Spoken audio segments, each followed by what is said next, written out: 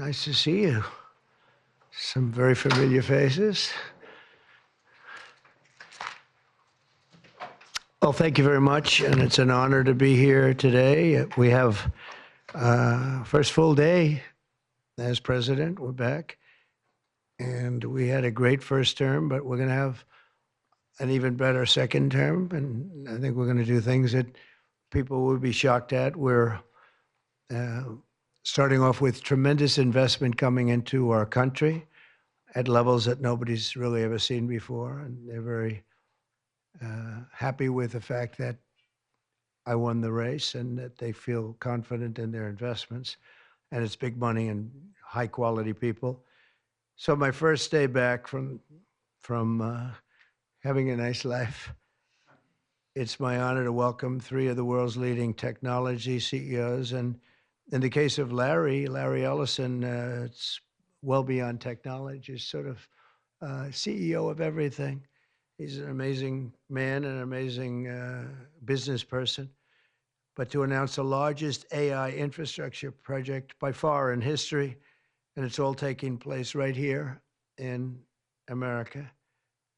As you know, there's great competition for AI and other things, and they're coming in at the highest level. We're joined by Oracle Executive Chairman Larry Ellison, SoftBank CEO, my friend Masa Yoshi-san, and CEO of OpenAI, and I would say the by far the leading expert based on everything I read, Sam Altman. So that's great that you're coming in together. That's a massive group of talent and money. Together, these world-leading technology giants are announcing the formation of Stargate. So put that name down in your books, because I think you're going to hear a lot about it in the future. A new American company that will invest $500 billion at least in AI infrastructure in the United States, and very, very quickly, moving very rapidly, creating over 100,000 American jobs almost immediately. This monumental undertaking is a resounding declaration of confidence in America's potential under a new president. Let me be a new president. I didn't say it, they did. So I appreciate that, fellas. But it'll ensure the future of technology. What we want to do is we want to keep it in this country. China is a competitor, and others are competitors. We want it to be in this country, and we're making it available. I'm going to help a lot through emergency declarations, because we have an emergency. We have to get this stuff built.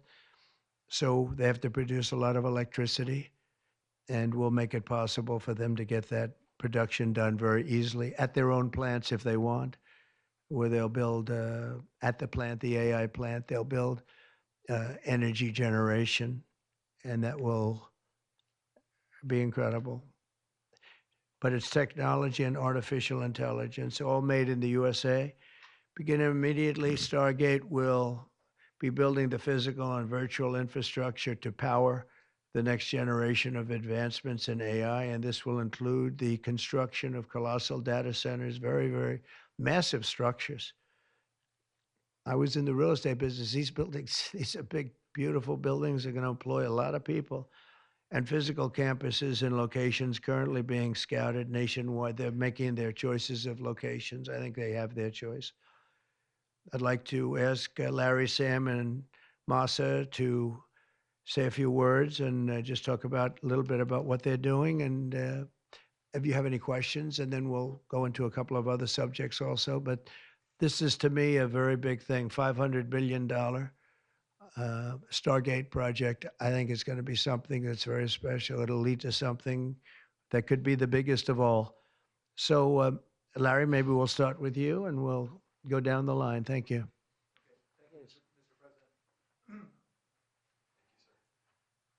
Thank you, Mr. President. We certainly couldn't do this without you. It would simply be impossible. AI holds incredible promise for all of us, for every American. We've actually been working with OpenAI for a while and with Masa for a while. The data centers are actually under construction. The first of them are under construction in Texas. Each building's 500,000 square feet. There are 10 buildings currently currently being built, but that will expand to 20 and other locations beyond the Abilene location, which is our first location. The kind of applications that we're building, to give you an idea, maybe the most charismatic and the one that I think touches us all is electronic health records, not just maintaining electronic health records, but by looking at electronic health records, understanding the condition of doctors, better understanding the condition of their patients, and being able to provide healthcare plans that are much better than they otherwise would be. A doctor in Indian River Reservation would be able to see how a doctor at Memorial Sloan Kettering would treat the patient, or a doctor at Stanford would treat the patient. We actually provide all of that information, all of that guidance to the doctors who are treating cancer patients or patients with any other kind of disease, made possible by AI. I'm not going to take a lot of time. I'm going to pass it to Masa, but this is a very exciting program for Oracle to be a part of. Thank you.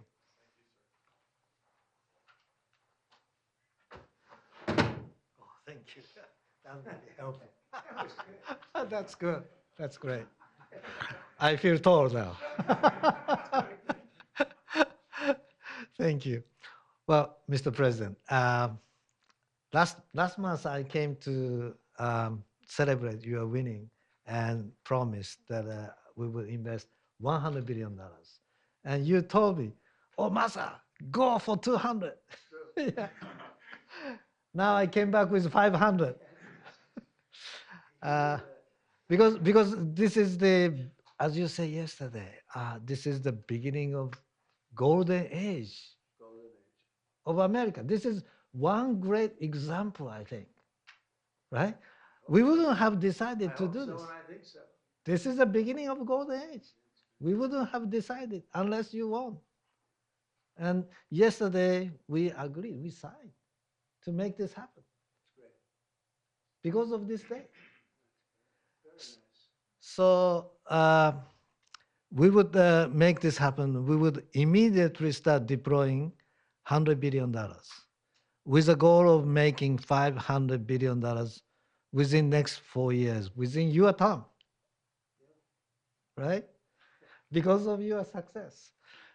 So we are very, very excited to do this. And our partner is, of course, SoftBank, OpenAI, Oracle, and additionally investing partner with MGX. On top of that, we have the technology partner, NVIDIA, and of course, Microsoft has been very, very supportive to Sam and continue to support all our success. This is not just for business. As Larry said, this will help people's life. This will help solving many, many issues, difficult things that otherwise we could not have solved with the power of AI. I think AGI is coming very, very soon. And then after that, that's not the goal. After that, artificial super intelligence will come to solve the issues that mankind would never, ever have thought that we could solve. Well, this is the beginning of our golden age. Thank you very much. Thank you very much. Fantastic. Sam. I don't have too much to add, but I did want to say I'm thrilled we get to do this in the United States of America. I think this will be the most important project of this era. And as Masa said, for AGI to get built here, to create hundreds of thousands of jobs, to create a new industry centered here, we wouldn't be able to do this without you, Mr. President. And I'm thrilled that we get to. I think it'll be an exciting project. I think we'll be able to do all of the wonderful things that these guys talked about. But the fact that we get to do this in the United States is, I think, wonderful. So thank you very much. Could you just say one word? I hear so many positive things about what it's going to do for medical research and for solving things, cancer and all the different problems. How will AI help us with the fight against the various problems, diseases, etc.? These guys can maybe share more about some of the work they're doing there. I think they'll jointly be some of the leaders about driving progress here. But I believe that as this technology progresses, we will see diseases get cured at an unprecedented rate. we will be amazed at how quickly we're curing this cancer and that one and heart disease, and what this will do for the ability to deliver very high quality healthcare, the costs, but really to cure the diseases at a rapid rate, I think will be among the most important things this technology does. Great. Very good. Thank Can you. I Larry, speak please. and answer that question, Mr. President? So we're currently working on, should I step on this? Okay, all right. No, no, I'm not that tall. I'm not that tall. I'm not that tall. I'm not that. You look even better now. Thank you, Mr. President. One of the most exciting things we're working on, again, using the tools that Sam and Masa are providing, is a cancer vaccine. It's very interesting. It turns out, I'll be quick, all of our cancers, cancer tumors, little fragments of those tumors float around in your blood. So you can do early cancer detection. If you can do using AI, you can do early cancer detection with a blood test. And using AI to look at the blood test, you can find the cancers that are actually seriously threatening the person. So we can, again, cancer diagnosis using AI has the promise of just being a simple blood test. Then beyond that, once we gene sequence that cancer tumor, you can then vaccinate the person, design a vaccine for every individual person to vaccinate them against that cancer. And you can make that vaccine, that mRNA vaccine, you can make that robotically, again, using AI in about 48 hours. So imagine early cancer detection, the development of a cancer vaccine for your particular cancer aimed at you, and have that vaccine available in 48 hours. This is the promise of AI and the promise of the future. Great, thanks.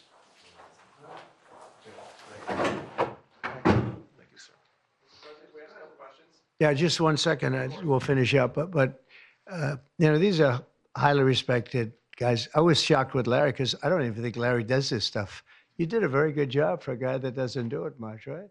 But he's so respected, and the group, and it's really an honor. But for Larry to be here and do this is very unusual because he doesn't do this stuff. He doesn't need it. He does, and you don't need it, do you? Huh? You don't need it. But I just I think it's an honor to the country. It's a great honor that this group, these are the top people, that they're going to do it, and they're going to do it here, and we're going to make it as easy as it can be.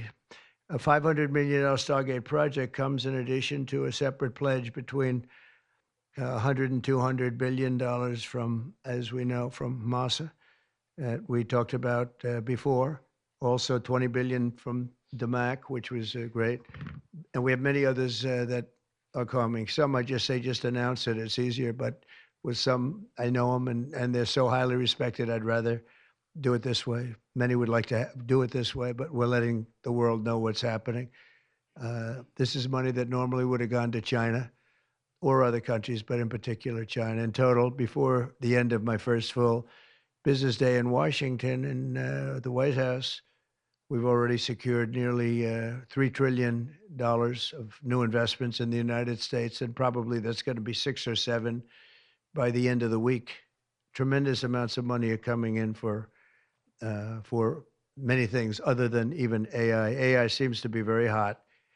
It seems to be the thing that a lot of smart people are looking at very strongly. And our country will be prospering like never before. I think that's true. And it's going to be the golden age of America. As I say, yesterday we had the most ambitious, action-oriented day of any administration in history. No, there's never been a first day like yesterday, as you know.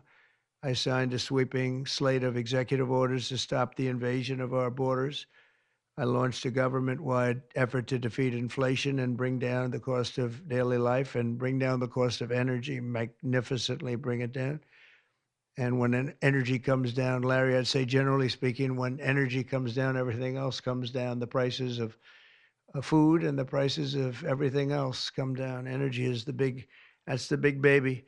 And we declared a national energy emergency to drill, baby, drill. our term that we use. We're going to drill, baby, drill like never before. We ended destructive DEI mandates across the federal government and returned our country to a merit-based system and a common sense system. As you know, the Supreme Court gave us a decision on merit, where things in this country can be based on merit now instead of a lot of different rules, regulations, and things that really put our country at a big disadvantage. We permanently stopped government censorship and restored free speech. That was signed yesterday. We renamed the Gulf of Mexico the Gulf of America. Sounds so beautiful, the Gulf of America, and returned the name of a great president, William McKinley, to Mount McKinley. They took off the name, and he was actually a great president. He was a very, very successful businessman. He ran for governor of Ohio. He won and did a great job as governor, ran for president, and he won. He was assassinated, ultimately, in his second term, unfortunately. But he was the tariff king, and I don't think he was as bad as I am. I think I believe in him even more than him, but he believed in him very strongly. And he raised massive amounts of money. Our country was at its richest from 1870 to 1913. We had the most. That was when we were the richest, relatively speaking. We were the richest during that period of time. That was tariffs from other countries. And our administration's moving with unprecedented urgency and speed to confront every single crisis facing us, and we'll get the job done. And again, I want to thank Sam and Masa and Larry for being here. It's an honor to have them. And we'll take a few questions if you want. Some of the executive orders, you would agree that it's never acceptable to assault a police officer, Sure. right? So then if I can, among those you pardoned, DJ Rodriguez, he drove a stun gun into the neck of a DC police officer who was abducted by the mob that day. He later confessed on video to the FBI and pleaded guilty for his crimes. Why does he deserve a pardon? Well, I don't know. Was it a pardon? Because we're looking at commutes and we're looking at pardons. Okay, well, we'll take a look at everything. But I can say this. Murderers today are not even charged. You have murderers that aren't charged all over. You take a look at what's gone on in Philadelphia, take a look at what's gone on in LA, where people murder people and they don't get charged.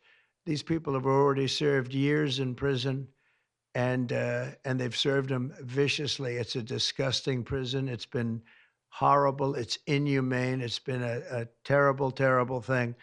I also say this, you go to Portland, where they wrapped police officers, shot police officers, nothing happened to anybody. You go to Seattle, where they took over a big chunk of the city and people died. Portland, a lot of people died. Wait a minute. And you go also, take a look at Minneapolis, because I was there and I watched it. And if I didn't bring in the National Guard, that city wouldn't even exist today. People were killed and nobody went to jail. So these people have already served a long period of time, and I made a decision to give a pardon. Joe Biden gave a pardon yesterday to a lot of criminals. These are criminals that he gave a pardon to. And you should be asking that question. Why did he give a pardon to all of these people that committed crimes? Why did he give a pardon to the J6 Unselect Committee when they burned and destroyed all documents which showed that they did what was wrong, not me? Wait a minute. Why did they give a pardon to all of his relatives? His brother, who made millions of dollars, to all these different people, he gave pardons. That's the question you should be answering. All right, go ahead. Yeah, please. If I can just Tell us a little bit about your Steve, can I just meeting. follow up on that really fast? No. I just want to ask Go you, ahead. you said Tell you us, will. tell us about your meeting with Speaker Johnson, Senator Thune. Did you reach any conclusion on this one big? Pretty much. I think we have a good situation now. It's been in some ways made simpler by Los Angeles because they're going to need a lot of money. And generally speaking, I think you'll find that a lot of Democrats are going to be asking for help. So I think maybe that makes it more one-sided. I think we're going to do very well. Look, we're going to take care of Los Angeles. I'm going there. I'm going to North Carolina, which has been abandoned by the Democrats. And I'm going to North Carolina, very importantly, first. I'll be there on Friday. And then I'm going from there to Los Angeles. And then I'm going to Nevada. And I'm really going to Nevada to thank them for the vote, because we won Nevada overwhelmingly. And that's usually a Democrat vote. And I just want to go there to thank the people of Nevada for the big vote.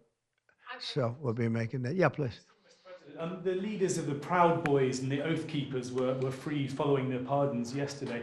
At the time, back in 2021, you urged them to stand back and stand by. Is there now a place for them in the political conversation? Well, we have to see they've been given a pardon. I thought their sentences were ridiculous and excessive. One of the guys took down a flag that was an anti-American flag, and he was given years in jail. I don't know the exact number, but he was given many years in jail. I thought it was very excessive. And at least the cases that we looked at, these were people that actually love our country, so we thought a pardon would be appropriate, yeah. Mr. President, is it also true in your conversations with Republicans today that you asked them to consider recess appointments for cabinet officials? I think, yeah, if it's needed, I don't think it's going to be needed. Marco, as you know, got passed overwhelmingly with 99-0, which is pretty amazing. Marco's going to do a great job, Secretary of State, but he just got, I guess he was the first one and just got approved. That's some vote, 99-0, and the nothing was a vote that he would have gotten if we wanted to do it. But you know whose vote that was? Who's doing a great job right now as vice president. Did you also talk about some sort of a trade or a deal involving wildfire relief in extension for a debt?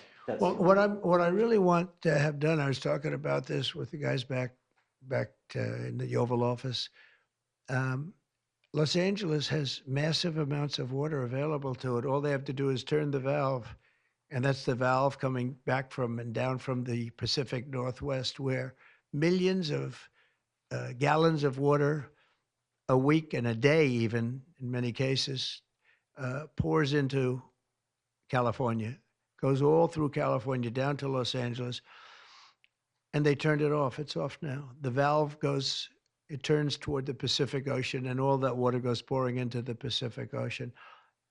If they did what I told them to do, they wouldn't do it because politically they didn't think it was good. I think it's great politically. I think they're dead politically. What they've done, they've destroyed the city.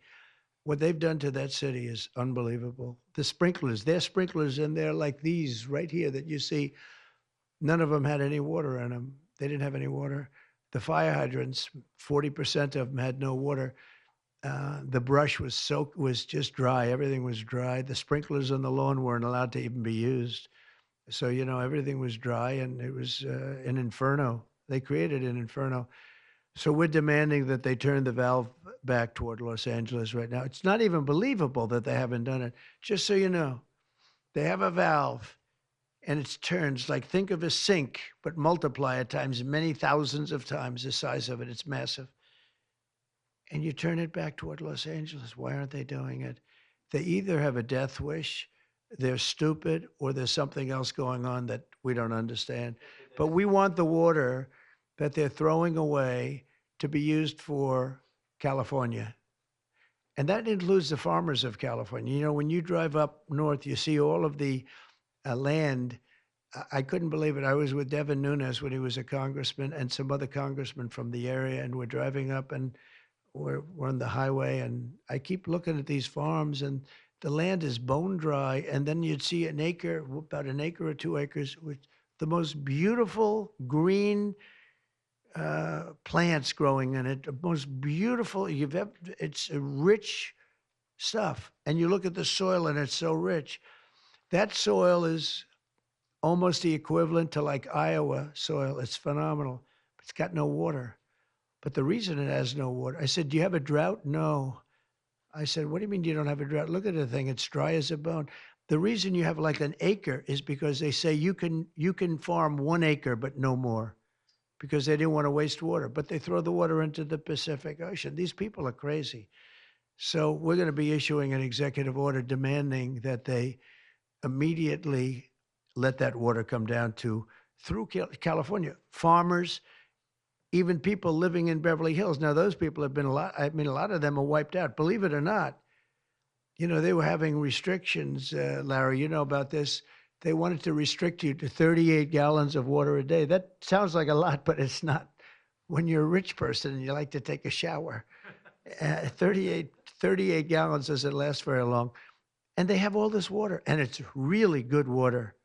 up high, Pacific Northwest. Some comes in from Canada, a nice country, by the way, comes in from Canada, and it comes all the way through California, and they're restricting it. You even have the half pipes, the half pipes, the cut pipes, big ones, bigger than this room, and they're going all the way down, and they're bone dry, and they could be loaded up with water. No, but isn't it incredible that they don't do it? And it's to protect the Delta smelt. It's a fish that's doing poorly anyway. But I said, how are you protecting the Delta smelt by not giving it water? It's a fish. It needs water. Nobody can answer that question.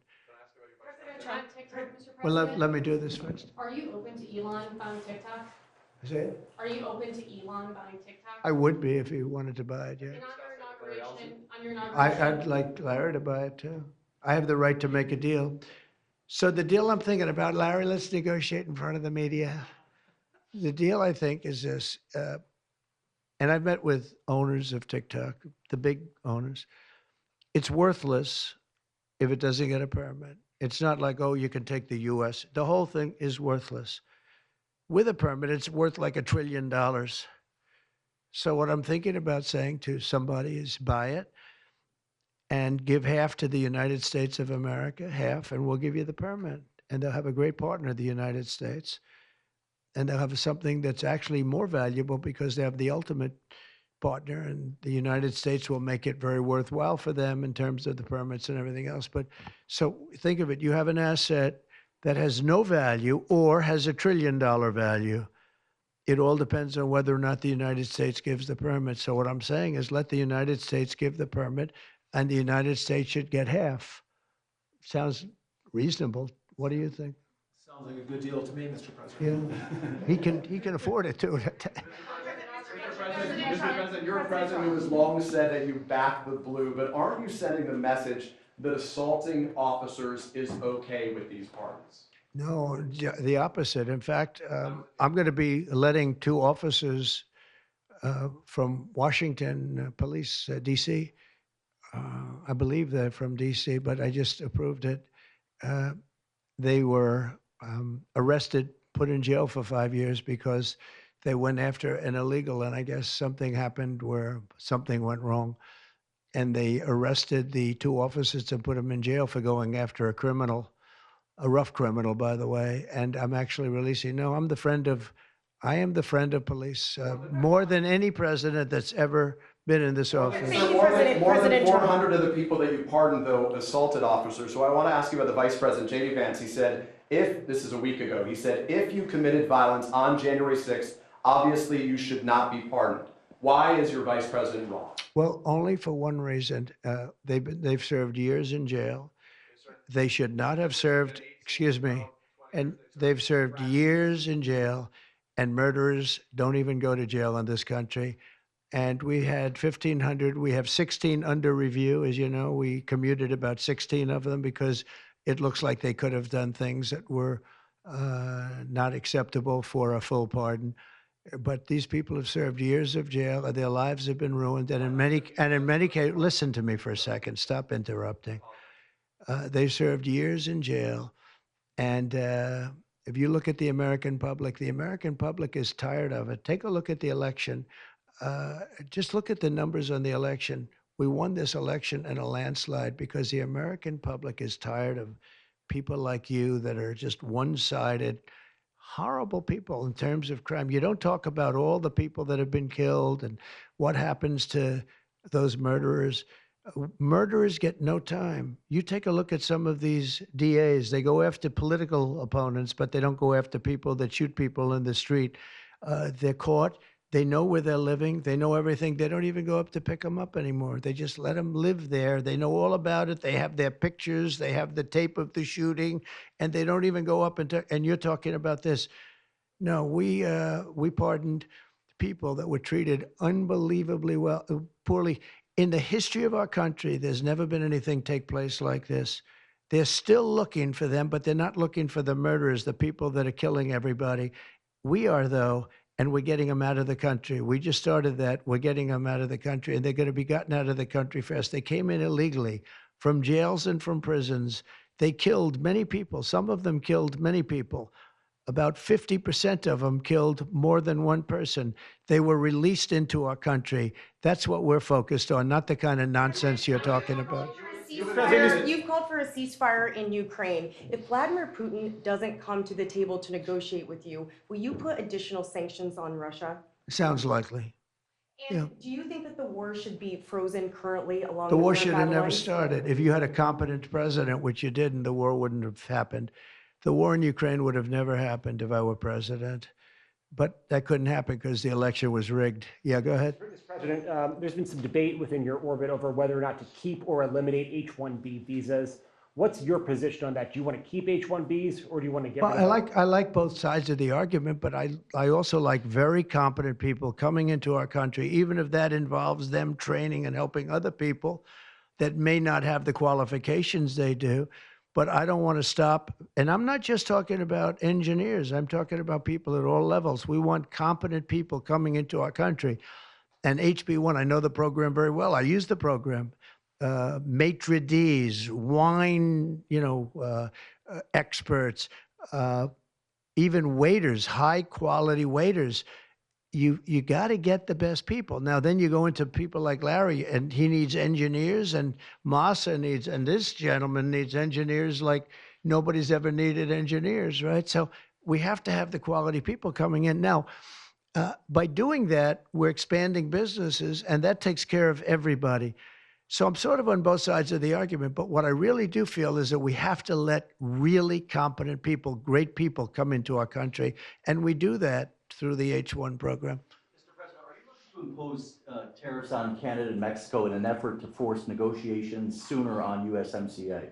No, it's really not on USMCA. It has nothing to do with that.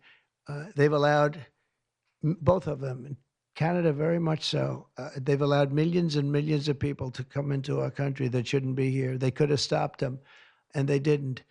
And they've killed 300,000 people last year. My opinion, have been destroyed by drugs, by fentanyl. The fentanyl coming through Canada is massive. The fentanyl coming through Mexico is massive. And people are getting killed, and families are being destroyed. I mean, the son gets killed, and the family is a basket case for the rest of their lives. I mean, I've seen mothers that thought they'd heal. They never heal. They say it gets worse with time. It gets worse with time. They lose their boy. They lose their baby. They lose their young daughter to fentanyl poisoning. And I had that talk with President Xi the other day, too, of China. I said, we don't want that crap in our country. We got to stop it. I would have stopped it. I had a deal with him where he was going to give the maximum penalty, which in China is the death penalty for drug dealing. And he was all set. He was going to give the maximum penalty to fentanyl dealers. If they send to the United States, they were going to get the death penalty. And of course, Biden didn't pick that up. I had that deal all done. It was all wrapped up. We were going to have it done. And then the election went, let's put it nicely, didn't go the proper way. I'm trying to be nice about it. It was rigged. And we had an incompetent president elected, and he never followed up on that deal. But he should have followed up, because if they got the death penalty, they wouldn't be sending fentanyl to Mexico, Canada, and other places. Mr. President, how much will the We're tariffs thinking about that too. We're talking about a tariff of 10% on China based on the fact that they're sending fentanyl to Mexico and Canada. How soon? How soon on those tariffs? Probably February 1st is the date we're looking at. Do you have an For update on- Mexico and China, we're talking about approximately 25%. Update on the Gaza ceasefire, and are you planning to travel to the Middle East soon? We're thinking about going to the Middle East, not yet. We have a thing called the hostages are coming back going on right now, and they are coming back.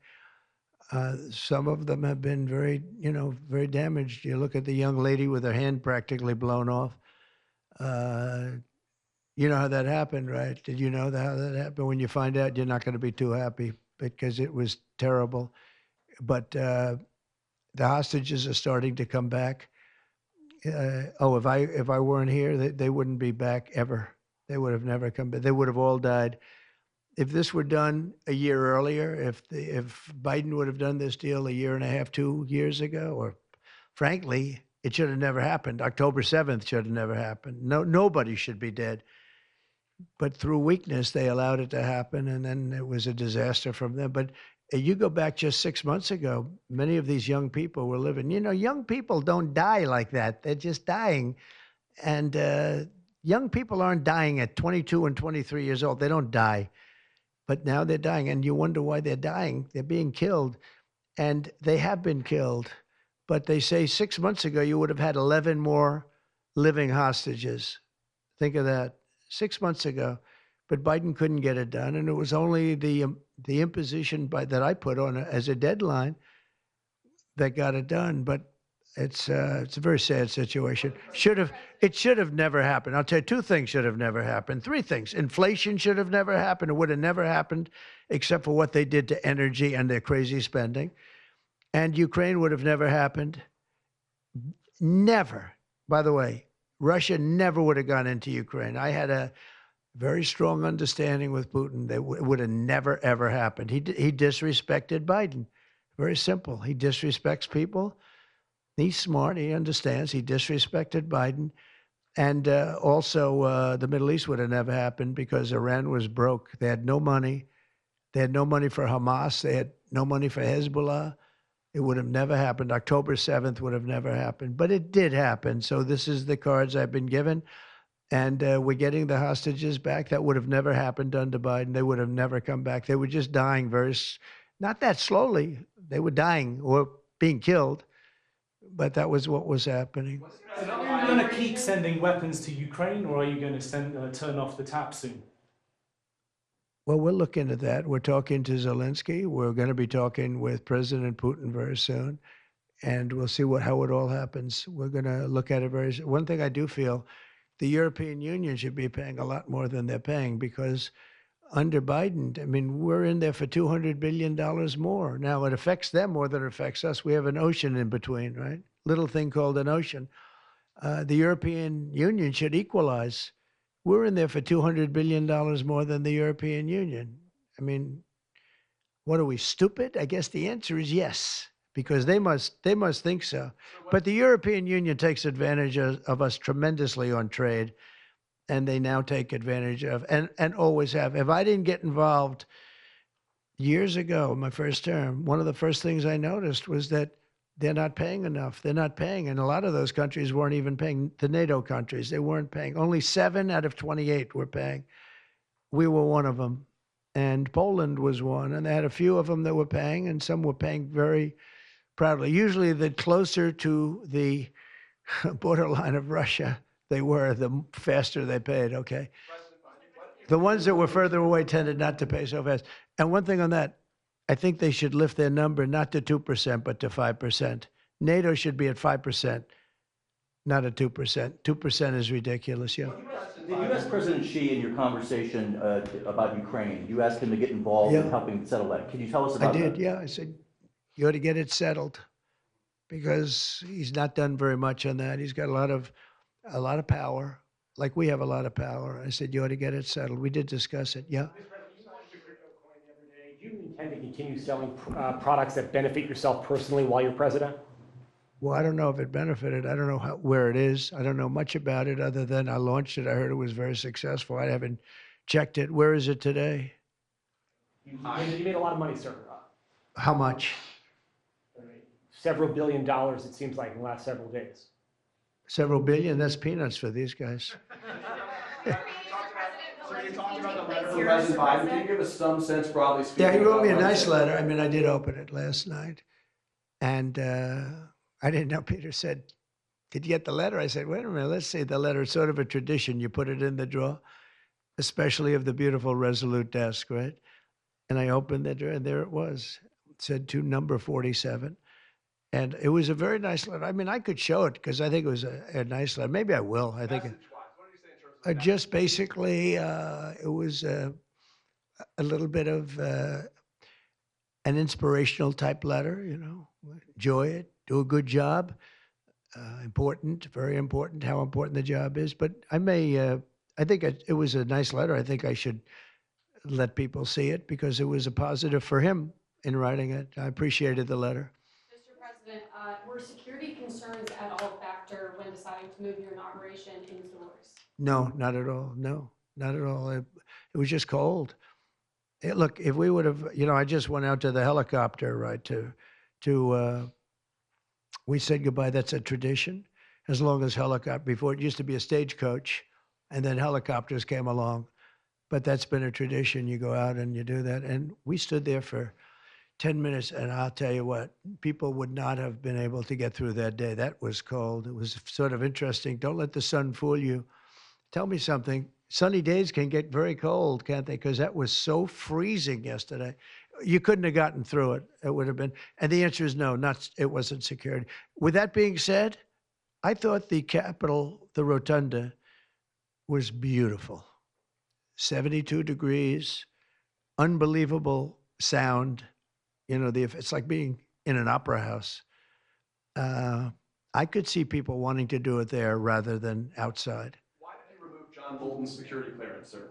Because I think there was enough time. We take a job. You take a job, you want to do a job. We're not going to have security on people for the rest of their lives. Why should we? I thought he was a very dumb person, but I used him well because every time people saw me come into a meeting with John Bolton standing behind me, they thought that he'd attack them because he was a warmonger. He's the one that got us involved, along with Cheney and a couple of others, convinced Bush, which was a terrible decision, to blow up the Middle East. We blew up the Middle East and we left. We got nothing out of it except a lot of death. We killed a lot of people. And John Bolton was, one of those guys, a stupid guy. But no, you can't have that for life. You shouldn't expect it for life. That meeting that you mentioned with President Zelensky, will that take place here? And when and where will you meet with I don't know. I mean, look, President Zelensky would like to have peace. He's told me that very strongly. He'd like to have peace. But it takes two to tango. We'll see what happens. When will you meet with President Putin? Anytime they want, I'll meet. I'd like to see that end. Millions of people are being killed, and they're being killed. It's a vicious situation, and they're now largely soldiers. A lot of people have been killed in the cities. They look like demolition sites. Buildings, massive buildings bombed and coming down. The thing with Ukraine is that many more people died than you're reporting. You're not reporting the real numbers, and I'm not blaming you for that. I'm blaming maybe our government for not wanting to release those numbers. Many more people died than what you know about. When those big buildings come down and they say 2 people were injured, no. Many people, thousands of people are being killed. But the real killing now is on the war front. It's a very flat land. And the only thing that stops a bullet is somebody's body. And you have young soldiers. So Russia's lost about 800,000 soldiers now. Ukraine's lost about 600 or 700,000. I think the numbers are low that they're giving out. But they've lost massive numbers of young soldiers. And that war should stop. It's very flat. It's beautiful farmland, and it's flat and really beautiful in a different kind of a way, but they don't have any protection. The only thing that stops a bullet is a body. And those bodies are stopping a lot of bullets, and they're being decimated, both sides. Your conversation with President Xi, what did you tell him in terms of when to expect tariffs? And what can he do to avoid them? About which one?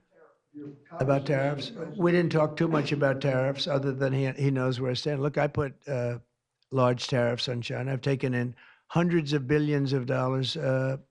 Until I was president, China never paid not 10 cents to the United States. With me, they paid $600 billion or so, or more than that even, of tariffs.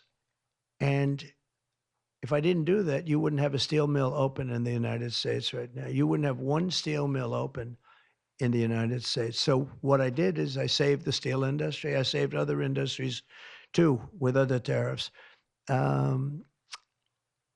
Other countries are big abusers also. It's not just China.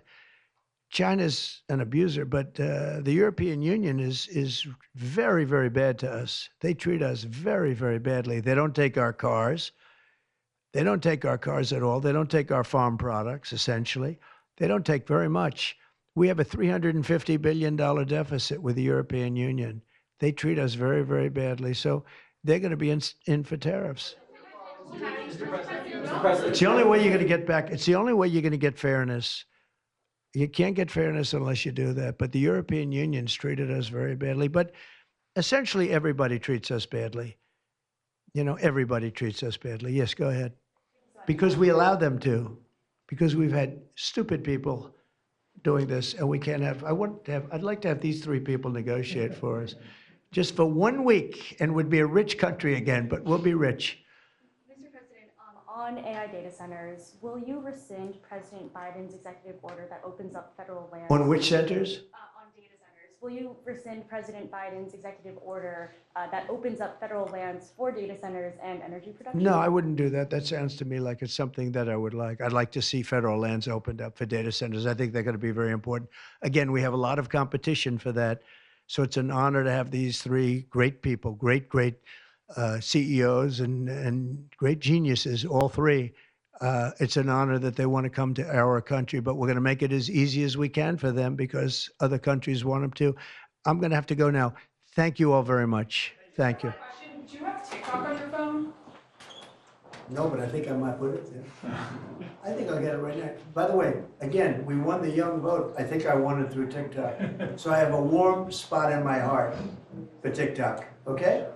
Thank you. Thank you very much. Mr. President. Thank you for watching. Make sure you subscribe to our YouTube channel and be sure to watch more videos from Fox Illinois.